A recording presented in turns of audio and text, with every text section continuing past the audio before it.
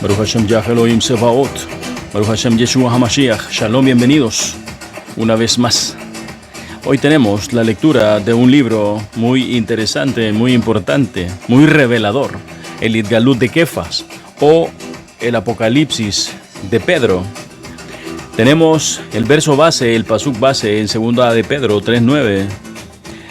El Adón no es tardo para cumplir su promesa como algunos piensan en lentitud. Por el contrario, Él es paciente con ustedes porque no es su propósito que ninguno sea destruido, sino que todos se vuelvan de sus pecados. Quiero invitarte a que nos escribas a nuestros emails que aparecen aquí en pantalla, keila.nelson.kadosh@gmail.com o nelson.alexander.sa@gmail.com. Las palabras que se mencionan en hebreo, recuerda, son puestas entre paréntesis y entre comillas. En castellano también te invito a que visites nuestra página en Facebook, Keila Kadosh Bilbao, la página y el grupo Keila Kadosh Mundial, siempre en Facebook.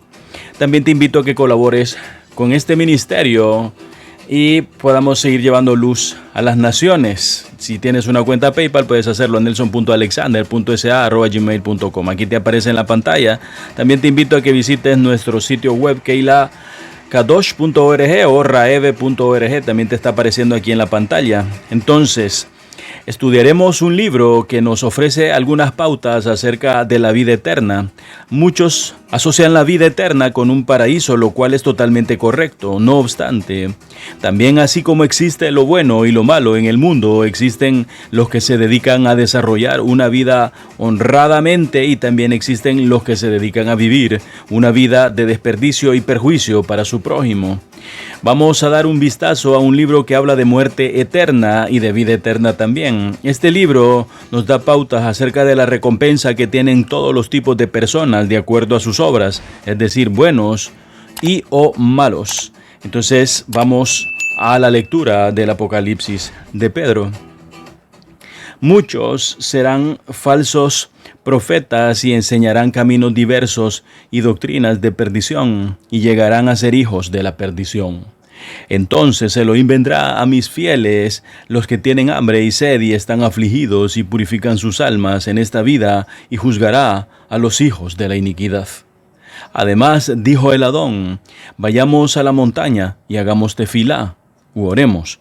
Y yendo con él, nosotros los 12 Sheliachim, los 12 apóstoles, le suplicamos que nos mostrara a uno de nuestros hermanos justos que había muerto para que pudiéramos ver qué clase de forma tenía.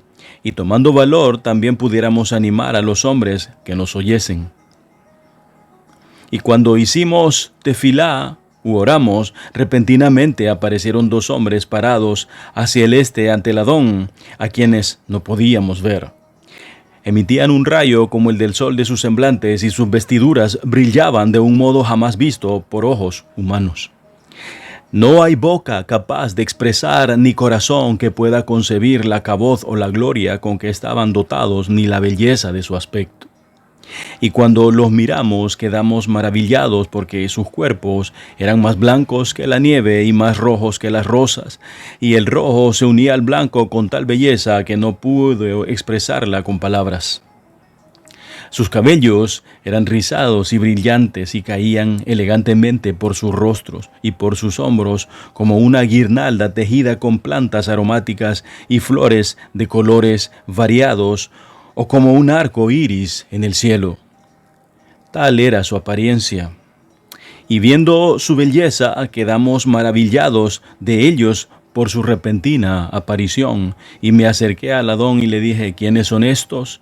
Me respondió, estos son los hermanos de ustedes, los justos, cuyo aspecto deseaban ver. Y le dije, ¿y dónde están todos los justos? ¿Y de qué clase es el mundo en el que están y tienen esta caboz o esta gloria?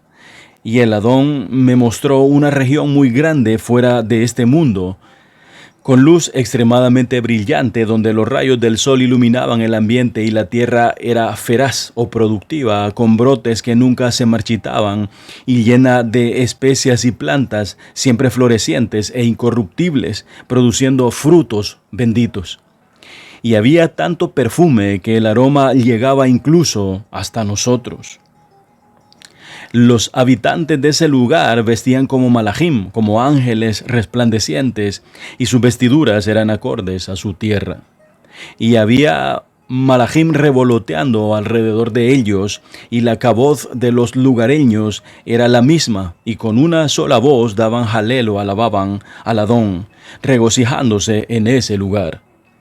El Adón nos dijo: este es el lugar de los líderes, de los ministros principales de ustedes, los hombres sadikim o justos. Vi también otro lugar frente a este, terriblemente triste, y era un lugar de castigo. Y los que eran castigados y los malajim que los castigaban vestían de negro, en consonancia con el ambiente del lugar.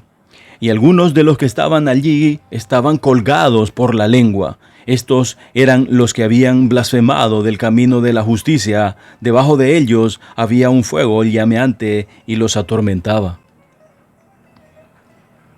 Y había un gran lago lleno de cieno ardiente, donde se encontraban algunos hombres que se habían apartado de la Sedeká, y los malajim encargados de atormentarles estaban encima de ellos.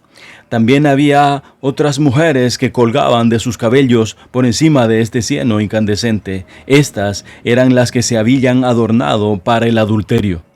Y los hombres que se habían unido a ellas en la impureza del adulterio pendían de los pies y tenían sus cabezas suspendidas encima del fango y decían: no creíamos que tendríamos que venir a parar a este lugar.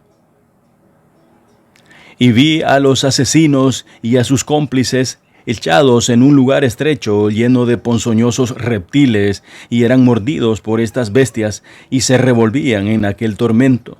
Y encima de ellos había gusanos que semejaban nubes negras.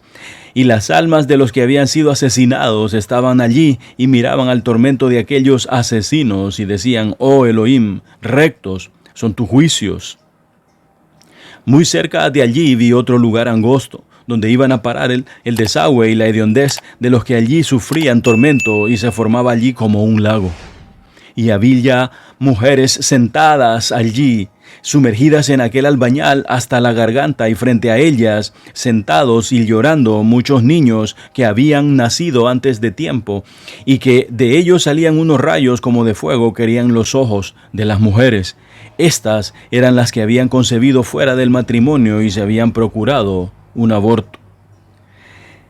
Y otros hombres y mujeres eran quemados hasta su mitad y arrojados a un lugar oscuro y golpeados por espíritus malvados, y sus entrañas eran devoradas por gusanos que nunca acaban. Y estos eran los que habían perseguido a los sadikim, a los justos, y los habían entregado a la muerte.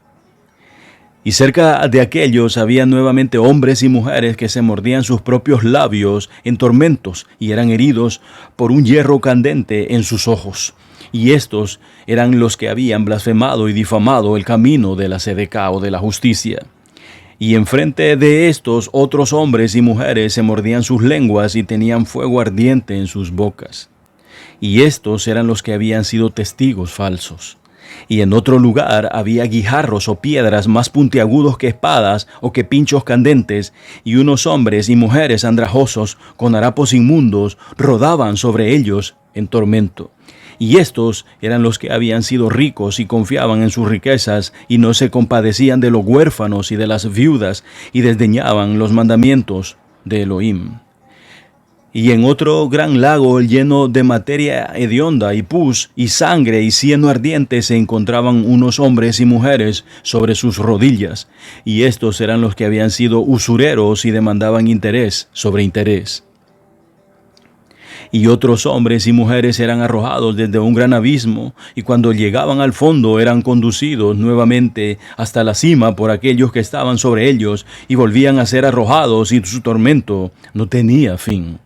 Y estos eran los que habían profanado sus cuerpos comportándose como mujeres travestistas.